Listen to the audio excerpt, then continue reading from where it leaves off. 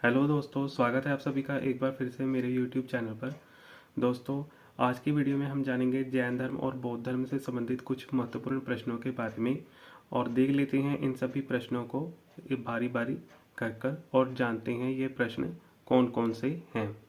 तो सबसे पहला जो हमारा प्रश्न होगा वो होगा, छठी शताब्दी ईस्वी पूर्व के 4 मुख्य राजतंत्र कौन से थे।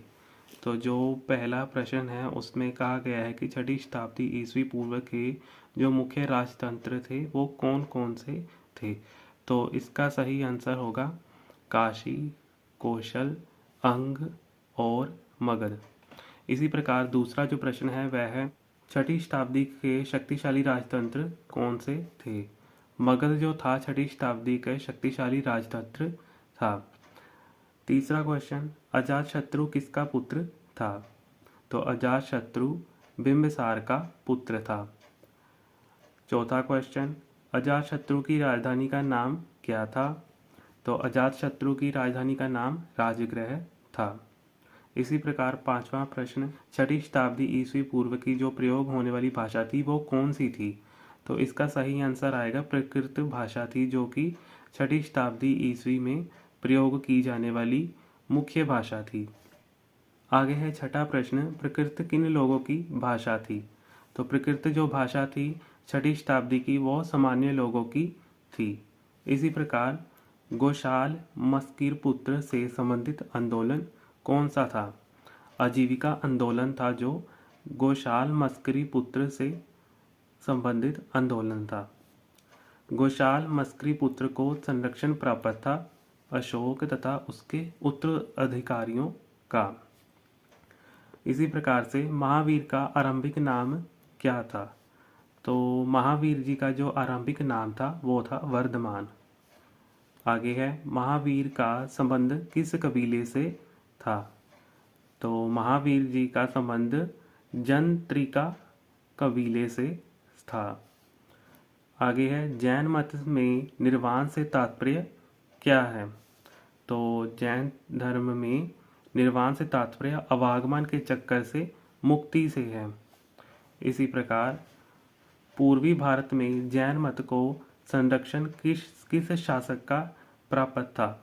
तो पूर्वी भारत में जैन मत को संरक्षण जो प्राप्त था वो खारवेल शासक का प्राप्त था। आगे है,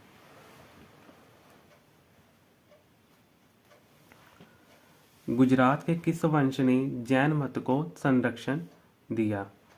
तो गुजरात के जिस वंश ने जैन मत को संरक्षण दिया वो था सोलंकी वंश। आगे है, किस राजा ने 12वीं शताब्दी में जैन मत को संरक्षण दिया। राजा कुमारपाल ने 12वीं शताब्दी में जैन मत को संरक्षण दिया।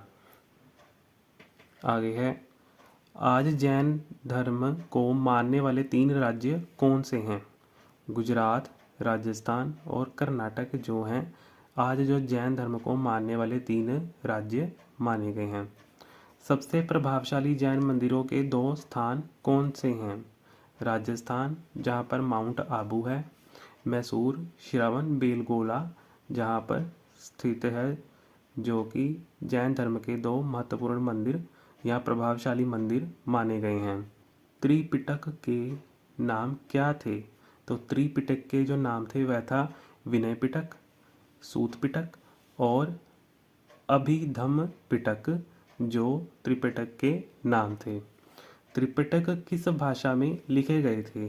तो जो त्रिपिटक थे वो पाली भाषा में लिखे गए थे। श्रीलंका में 2 पुस्तकों के नाम बौद्ध मतों पर लिखी गई हैं, उनके बारे में बताएं। जो श्रीलंका में जो 2 पुस्तकें बौद्ध मतों पर लिखी गई हैं उनका जो पहला नाम है वह है दीपवंश और दूसरा नाम है महावंश, जो कि बौद्ध धर्म के ऊपर लिखी गई पुस्तकें हैं श्रीलंका में। आगे है, महात्मा बुद्ध का प्रारंभिक नाम क्या था। तो महात्मा बुद्ध का जो प्रारंभिक नाम था वह सिद्धार्थ था। बुद्ध किस गणराज्य के राजकुमार थे। बुद्ध जो थे वो शाक्य गणराज्य के राजकुमार थे। बुद्ध की पत्नी और उनके पुत्र का नाम क्या था। बुद्ध की पत्नी का नाम यशोधरा और पुत्र का नाम राहुल था। धर्म चक्र परिवर्तन से तात्पर्य क्या था? महात्मा बुद्ध के पहले प्रवचन से धर्म चक्र से तात्पर्य माना जाता है। धर्म चक्र परिवर्तन किस स्थान पर हुआ? जो धर्म चक्र परिवर्तन हुआ वो सारनाथ के स्थान पर हुआ था। को यहाँ महात्मा बुद्ध के जन्म और मृत्यु का जो स्थान था वो कौन सा था? जो जन्म का स्थान था महात्मा बुद्ध का वो कपिलवस्तु था और मृत्यु का जो स्थान था वो कुशीनगर था। बुद्ध को सत्य की प्राप्ति किस स्थान पर हुई थी? तो बुद्ध को सत्य की प्राप्ति बोध गया के स्थान पर हुई थी। महात्मा बुद्ध का प्रथम प्रवचन कहाँ दिया गया था? महात्मा बुद्ध ने जो अपना पहला प्रथम प्रवचन था वो सारनाथ में दिया था। आगे है, स्तूप किस घटना का संकेत था? तो स्तूप बुद्ध के परिनिर्वाण का संकेत था। स्तूप में क्या रखा जाता था? तो स्तूप में स्मृति चिन्ह रखे जाते थे। कनिष्क से पूर्व बौद्ध सभाएं कहाँ बुलाई गई थी? तो कनिष्क से पूर्व बौद्ध सभाएं जो थी वो वैशाली और पाटलिपुत्र में बुलाई गई थी। आगे है, यान का शाब्दिक अर्थ क्या था? तो यान का शाब्दिक अर्थ मुक्ति प्राप्त करने का एक ढंग था। आगे है, बौद्ध मत भारत से बाहर किन 4 प्रदेशों में गया? बौद्ध मत भारत से बाहर जिन 4 प्रदेशों में गया वह है चीन, श्रीलंका, जापान तथा बर्मा। आगे, नागार्जुन का संबंध किस बौद्ध संप्रदाय से था?